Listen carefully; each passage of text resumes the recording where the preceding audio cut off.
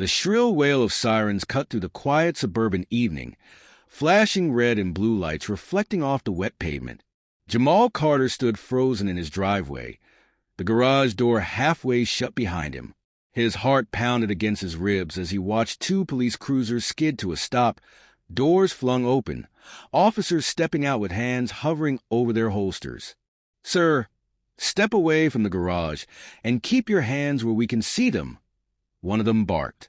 Confusion twisted in Jamal's gut, but he complied, raising his hands slowly. He scanned the cul-de-sac, his gaze landing on the neighbor across the street, Mrs. Eleanor Whitaker, arms folded, lips pursed, phone still clutched in her wrinkled hand. She called the cops on me? The absurdity of it made his stomach churn. He had lived in this house for 3 years. He mowed his lawn, waved at the mailman, paid his taxes like everyone else. And yet, here he was, being treated like a suspect in front of his own home. But as he looked back at his garage, at what he had just discovered inside, a realization struck him. Mrs. Whitaker had no idea what she had just gotten herself into. Jamal Carter had always prided himself on minding his own business. He had learned, from a young age, that keeping his head down and working hard was the surest way to move forward in life. Raised in a small apartment on the south side of Chicago, he had clawed his way through college, landed a solid job in cybersecurity, and, after years of grinding, finally bought his first home, a modest but well-kept house in an upper-middle-class neighborhood in Maplewood, Ohio. It was supposed to be a fresh start, a safe place for him and his younger sister, Maya, who had moved in temporarily while finishing her nursing degree. The neighborhood was quiet, lined with well-manicured lawns, families with golden retrievers, and retirees who spent their mornings tending to flower beds. But from the very first week, Jamal had felt watched. Mrs. Eleanor Whitaker, the elderly widow who lived across the street, had made her disapproval known from the start.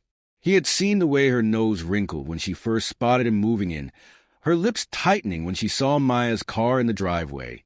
She never spoke to him directly, but he noticed the subtle things. The way she would peek through her blinds whenever he arrived home late from work, the hushed conversations she had with other neighbors while glancing in his direction. Jamal had chosen to ignore it. He wasn't here to make friends. He paid his mortgage on time, kept his yard neat, and stayed out of trouble. That should have been enough. But apparently it wasn't.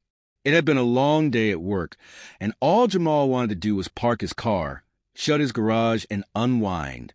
Instead, the moment he stepped out of his vehicle, he noticed something strange. A box in the corner of his garage, one he was certain he hadn't put there. It was large, covered in dust, with no label. Frowning, he approached it, brushing away cobwebs. The second he pried open the lid, a wave of unease settled in his stomach. And then sirens. Before he could even process what he was looking at, flashing lights filled the driveway. His pulse jumped. That was when he saw her, Mrs. Whitaker, standing at the edge of her porch, phone in hand, watching him like a hawk. And that was when it hit him. She had seen him open the garage, assumed the worst, and called 911. But she had no idea. No idea that what was inside that box could change everything. Jamal barely registered the police orders as he stood there, his pulse thudding in his ears. He couldn't stop staring at the box. It didn't belong to him. He was certain of that.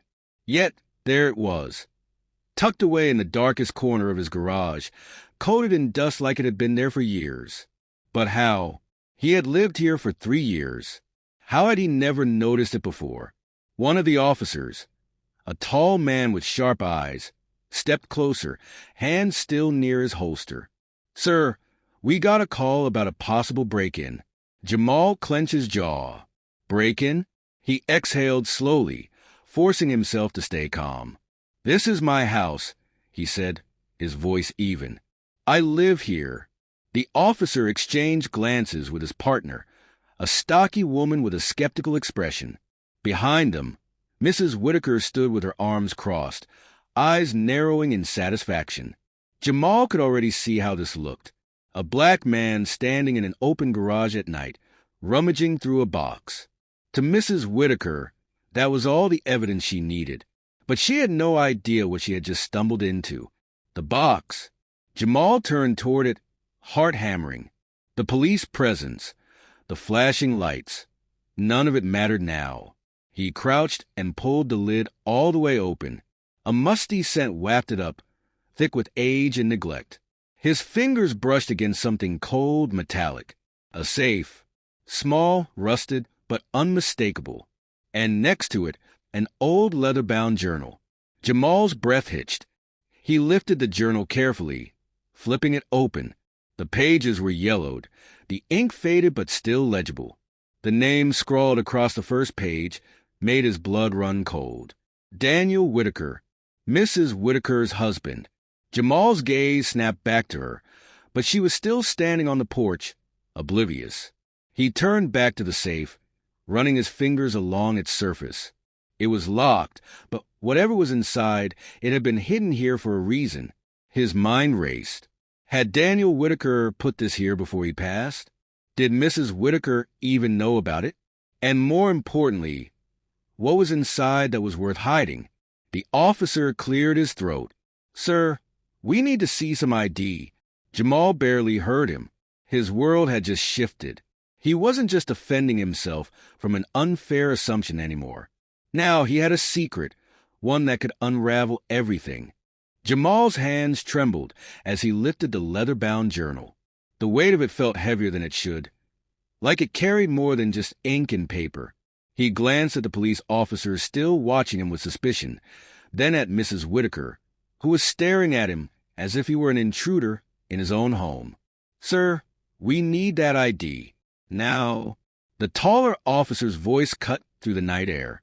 Jamal swallowed his frustration and forced himself to stay calm. The last thing he needed was for this situation to escalate. Slowly, he reached into his pocket, pulled out his wallet, and handed them his driver's license. "This is my house," he repeated, his voice steady but firm. The stocky officer took his ID, scanned it, and finally sighed. "It checks out." Jamal didn't miss the slight hesitation, as if they had expected a different outcome. The officers exchanged a brief look before the taller one turned toward Mrs. Whitaker. "Ma'am, it looks like there's no issue here." Mrs. Whitaker's lips pressed into a thin line. "He was acting suspicious," she muttered. "You can't be too careful these days." Jamal clenched his jaw. He wanted to say something, wanted to call out the ridiculousness of her fear, the way she had so easily assumed the worst of him. But what was the point? He had spent his whole life navigating moments like this, knowing that even the right words wouldn't change certain minds. "Have a good night, sir," the officer said, handing back his ID before walking back to the cruiser. Jamal exhaled sharply, his pulse still thrumming as the police cars finally pulled away. He turned back toward his garage, his mind still reeling. He wasn't sure what was more unsettling, the fact that Mrs. Whitaker had called the cops on him, or the fact that her husband's journal had been hidden in his garage for who knew how long. What the hell was going on? Inside, Jamal placed the journal in the safe on his kitchen table, staring at them like they might vanish if he blinked. His sister, Maya, emerged from her room, her eyes still heavy with sleep. "What's going on?" "I heard sirens," she said, rubbing her arms. Jamal sighed and gestured to the objects on the table. "Mrs. Whitaker called the cops on me." Maya's expression darkened. "You're kidding." "I wish." Maya sat down, her brows furrowed as she eyed the journal. "And this?" Jamal hesitated before opening the cover. It belonged to her husband. Maya's gaze snapped up. "What?" Jamal nodded. "It was hidden in my garage. And there's a safe, too, but it's locked." Maya leaned in, curiosity flickering in her eyes. "Have you read any of it yet?" Jamal hesitated, then flipped to the first page. The handwriting was slanted, old-fashioned. The ink faded but legible. He cleared his throat and began to read. August 3rd, 1987. "I did something today that I'm not sure I can live with." Jamal and Maya exchanged a glance. He turned the page. August 10th, 1987. I keep telling myself it wasn't my fault, but I know that's a lie. The truth is, I had a choice, and I made the wrong one. A chill ran down Jamal's spine. He kept reading, flipping through more pages. The entries were disjointed, full of vague confessions and guilt. But one thing was clear. Daniel Whitaker had been hiding something, and it was eating him alive. The next morning, Jamal couldn't shake the unease gnawing at him. He sat at his desk, trying to focus on work, but his mind kept drifting back to the journal, to the safe, to the cryptic words on those pages. Finally, he gave in. He had to know more. After work, he knocked on his neighbor's door. Mrs. Whitaker answered, her face pinched with surprise. "Oh." Her gaze flickered with something unreadable. "What do you want?" Jamal inhaled sharply. "I need to ask you something about your husband." Mrs. Whitaker stiffened. "Why?" Jamal hesitated, then decided to take a risk. "I found something in my garage, something that belonged to him." The color drained from her face. For a long moment, she said nothing.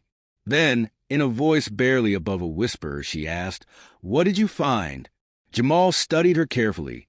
A journal and a safe. Her hand gripped the doorframe, knuckles turning white. "That's impossible," she whispered.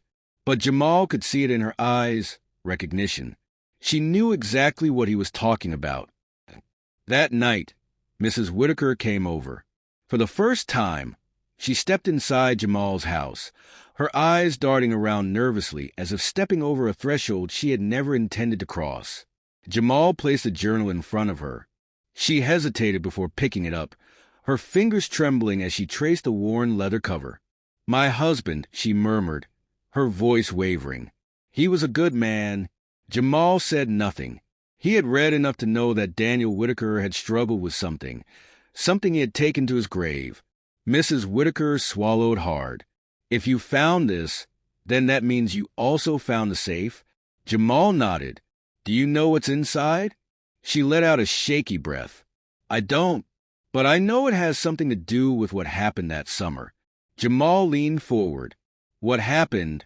Mrs. Whitaker's gaze dropped to the table. When she spoke again, her voice was barely audible. "There was a boy," she said. "A black boy. He went missing in 1987. Jamal's stomach dropped. He already knew, somehow, that this was about to change everything. Jamal stared at Mrs. Whitaker, his pulse hammering in his ears. "A black boy went missing?" he repeated, his voice tight. Mrs. Whitaker nodded, gripping the journal so hard her knuckles went white. "His name was Isaiah Turner. He was 14. She swallowed hard. "My husband never spoke of it, but I always suspected he knew something." Jamal's mind raced. He flipped through the journal, scanning the entries, piecing together the guilt-ridden confessions. Daniel Whitaker had been involved somehow, some way. But had he hurt Isaiah? Had he covered up something? Jamal stood abruptly. "We have to open that safe." Mrs. Whitaker looked stricken. "Jamal, aye." But he was already moving.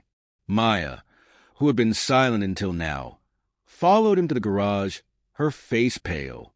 "This is serious," she whispered. Jamal grabbed a crowbar and wedged it under the rusted safe latch.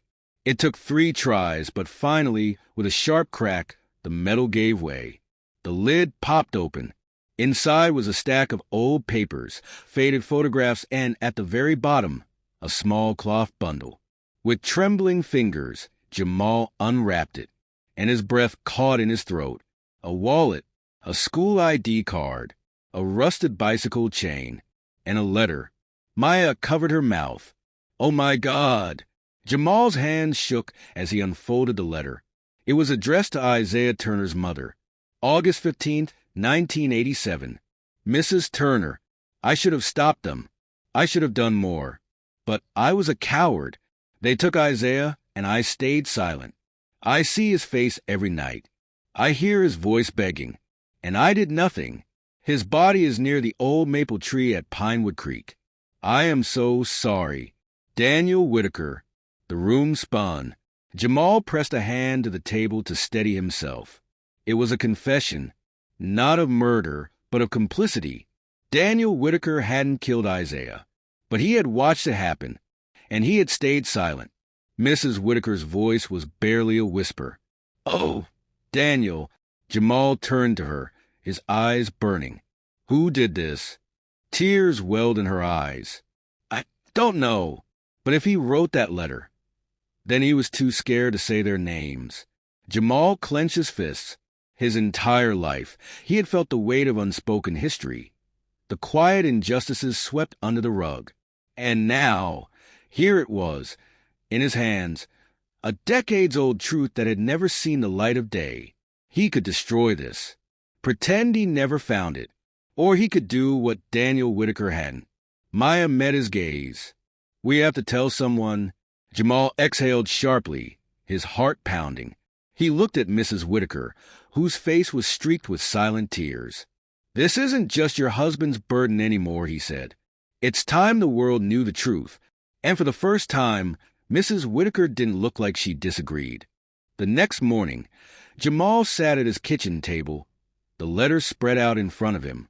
He had barely slept. Every time he closed his eyes, he saw Isaiah Turner, a boy he had never met but whose story now lived inside him. Mrs. Whitaker sat across from him, her hands wrapped around a steaming cup of tea. She looked smaller than she had before, as if the weight of her husband's secrets had kept her standing all these years, and now that they were out, she wasn't sure how to hold herself up. Maya paced behind them, her arms crossed. "So, what do we do?" Jamal's mind raced through the possibilities. He could take this to the police, but with Isaiah's case being nearly 40 years old, there was no guarantee they'd even care. He could go to the press, but what if that only stirred up controversy without justice? Then there was Isaiah's family. Jamal picked up the letter again, running his fingers over the faded ink. Mrs. Turner. Did she ever get closure? Did she spend decades wondering what happened to her son, suspecting, hoping, grieving? "There's only one thing to do," he said finally. "We find Isaiah's family. We give them the truth." Mrs. Whitaker inhaled sharply. "Are you sure that's wise? What if it does more harm than good?" Jamal met her gaze. "They deserve to know, even if it's painful." A long silence stretched between them before Mrs. Whitaker gave a slow nod. "Then I'll help." The search for Isaiah's family was harder than they expected. His mother had passed away years ago, but after hours of digging through records and old articles, they found a lead. Isaiah had a younger sister, Diane Turner, who still lived in the area. Jamal hesitated before dialing the number they had found. His fingers hovered over the keypad. What if she didn't want to hear this? What if dredging up the past only caused her more pain? But then he thought about the boy in the photograph, the letter in his hands, the injustice of it all. He took a deep breath and pressed call. The phone rang twice before a voice answered. "Hello." Jamal gripped the phone. "Hi. Is this Diane Turner?" "Yes, who's this?" "My name is Jamal Carter. I think I found something that belongs to your family. Something about your brother, Isaiah." Silence. Then a sharp inhale. "What did you say?" Jamal's throat tightened. "I think you should see it for yourself." They met at a small diner the next day. Diane was in her late 50s, her hair streaked with gray, her eyes wary but filled with something else. Hope. Jamal placed a letter on the table between them. This was written by a man named Daniel Whitaker. Diane's fingers trembled as she picked it up. As she read, tears welled in her eyes. When she finished, she pressed a hand to her mouth, her shoulders shaking. "My mother always knew something happened," she whispered. "She used to say she could feel it, that Isaiah didn't just run away, like the police claimed." Her voice broke, but nobody ever listened. Jamal swallowed the lump in his throat. "I'm listening now." She wiped her eyes, staring at the letter again. The old maple tree at Pinewood Creek. If this is real, then, she looked up at him, her expression fierce. "We have to go there." The next morning, Jamal, Maya, Diane, and Mrs. Whitaker drove to Pinewood Creek. The air was crisp, the sun peeking through the trees as they walked along the overgrown trail. And then they saw it, the old maple tree. Diane pressed a hand against its bark, tears slipping down her face. "He's here," she whispered. "I know it." Jamal's hands tightened into fists. Isaiah had been here all along, forgotten, buried beneath time and silence. They called the authorities. By sunset, an excavation team had arrived. And hours later, when they uncovered the remains, Diane fell to her knees. She finally had her answer. The story made the news. A decades-old missing person case, finally brought to light. Investigators reopened Isaiah's case, digging into the history of Pinewood Creek, the people who had lived there in 1987. And though no arrests were made, one thing was certain. Isaiah Turner's name would never be forgotten again. Jamal stood in front of his house that evening, watching as the last rays of sunlight faded behind the rooftops. For the first time since moving here, he felt different. Not like an outsider, not like someone who had to shrink himself to fit. Mrs. Whitaker walked up beside him. She looked older somehow, her face lined with a sadness she had hidden for too long. "My husband was a coward," she said softly. Jamal didn't argue. "But you weren't?" She met his gaze, her voice thick with something that almost sounded like respect. "You did what he couldn't." Jamal exhaled, his chest tight. He should have spoken up sooner. Mrs. Whitaker nodded. "I should have too." She hesitated, then extended a wrinkled hand. "I'm sorry for how I treated you." Jamal studied her for a long moment before shaking her hand. Some things couldn't be undone, but some things, like the truth, could finally be set free. And that was enough. A year later, the sun shone brightly over Pinewood Creek as a crowd gathered near the old maple tree. The town had come together for the dedication of a new memorial, a bronze plaque set in stone, bearing Isaiah Turner's name. Jamal stood near the front, watching as Diane Turner placed a bouquet of white lilies at the base of the tree. Her eyes were wet, but she smiled, a smile of relief, of closure. "They finally listened," she whispered. Jamal nodded. The past year had been a whirlwind. The discovery of Isaiah's remains had sparked difficult but necessary conversations in the town. People had been forced to reckon with an uncomfortable history. Old names had resurfaced, whispers of cover-ups and complicit silence. And while some things remained unresolved, one thing was certain. Isaiah Turner was no longer just a forgotten name in an old case file. He was remembered. Mrs. Whitaker stood beside Jamal, gripping her cane. Her health had declined, but she had insisted on being here. "Thank you," she said softly, "for doing what my husband never could." Jamal exhaled, feeling lighter than he had in months. He glanced at Maya, who squeezed his hand, then back at Diane, who stood tall despite the weight she had carried for decades. The past could not be changed, but the future? That was something they could still shape. Jamal took one last look at the plaque, at Isaiah's name shining in the sunlight, and made a silent promise. Some stories deserved to be told, and he would never let them be buried again.